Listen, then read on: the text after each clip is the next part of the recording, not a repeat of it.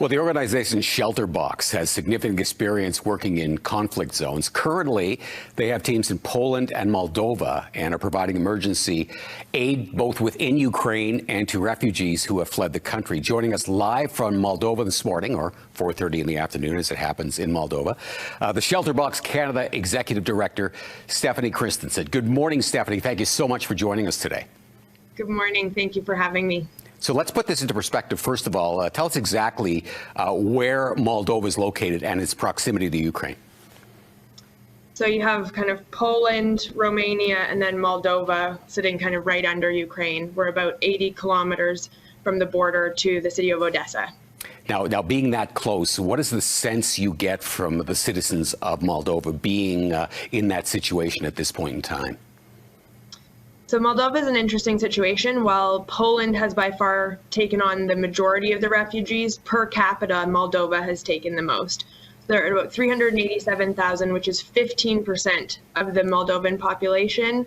And Moldova is one of the poorest countries in Europe. So they've been incredibly welcoming, incredibly coordinated, but there's certainly a huge humanitarian need here. And where are their minds with respect to the proximity to Ukraine in terms of what could possibly happen in the future?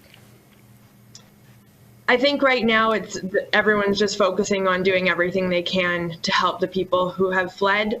The vast majority of people who have come here are women and children, and really the preoccupation is just everything we can do to help these people. Well, let's talk, Stephanie, about the work that you and your volunteers are doing there right now. So we have 3 projects that we're working on. The first is in Lviv in Ukraine for people fleeing from east to west. They're staying in collective centers, in schools and churches, and so we're providing mattresses. We're also looking to provide tarps, tools, and building materials to make damaged buildings safely habitable with water purification, solar lights, and blankets as well. And then here in Moldova, about 10% of people are staying in collective centers, which is what you're seeing on screen. And those people are being really well cared for. But there's also a lot of people staying with host families, and they're outside of the coordinated humanitarian effort. And so ShelterBox is working on getting them essential items like hygiene kits and covering their basic needs. Do you find that there are many other organizations from around the world who are helping you in your effort there? I think coordination is incredibly important. So we're partnering with a lot of other humanitarian organizations, talking to the local community, and making sure that we're meeting the needs that they truly have.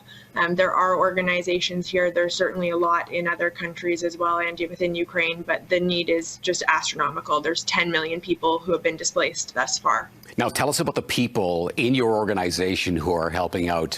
Where are they from? How long are they going to be there? And what's in store for the future? So we've had a team on the ground since the conflict started. We're prepared to be here as long as needed. We have a lot of experience working in conflict zones around the world. We have a mix of highly trained staff. We're experts in emergency shelter provision, and we also have amazing, highly trained response team volunteers from Canada and the US and other parts of the world who help support our responses, working in partnership with local partners as well.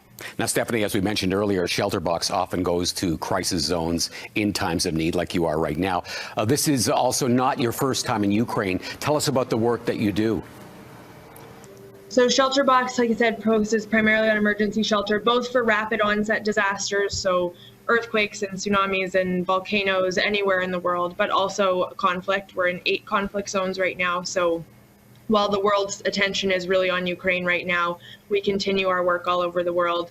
We pre-position our aid so that we're able to respond the minute something happens rather than waiting for donations to come in. And we're completely funded by public donations. So we really appreciate all of the support of amazing Canadians across the country. Yeah, let's talk a little bit more about how people can help you out. You talk about financial donations. What about those who want to offer their volunteer services? So yeah, donations can be made at shelterboxcanada.org. We also look for volunteers across the country who are willing to help us raise money and awareness, and that's an option.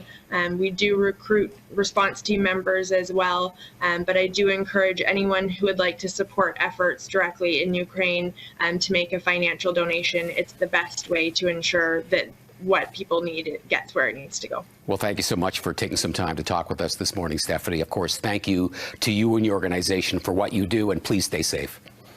Thank you so much for having me. Take care. All right. You too, Stephanie.